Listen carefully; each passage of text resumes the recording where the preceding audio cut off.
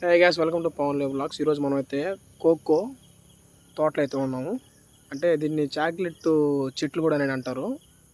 ఇప్పుడు ఈ ఎట్లా కాస్తే ఏంటంటే చూపిస్తాను రండి. ఇప్పుడు మనం అయితే ప్రజెంట్ కోకో తోటలో అయితే ఉన్నాము. ఇదైతే కోకో ట్రీ, ఇదైతే చెట్టు.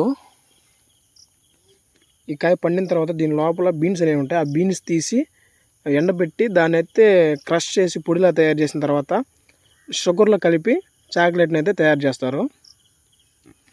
ఇదంతా కోకో ట్రీ, ఇదంతా అయితే కోకో తోట.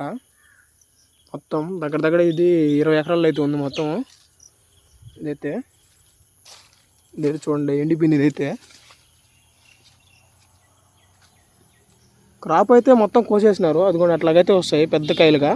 ఆ కాయలను తీసి దాని లోపల ఉన్న విత్తనాలను ఎండబెట్టి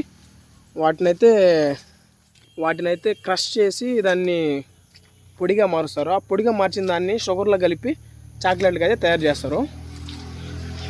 ఈ కాయల్లో ఇదండి, వర్షానికి ఏదో కాయ ఒకటి ఇరిగి పడిపోయింది. ఇక్కడ దగ్గర ఒక 4 years ఉంటుంది ఈ చెట్టుకి. ఇట్లాగా కిందనే గుబురుగా అయితే వచ్చి కాస్తుంది కోకో ట్రీ అయితే.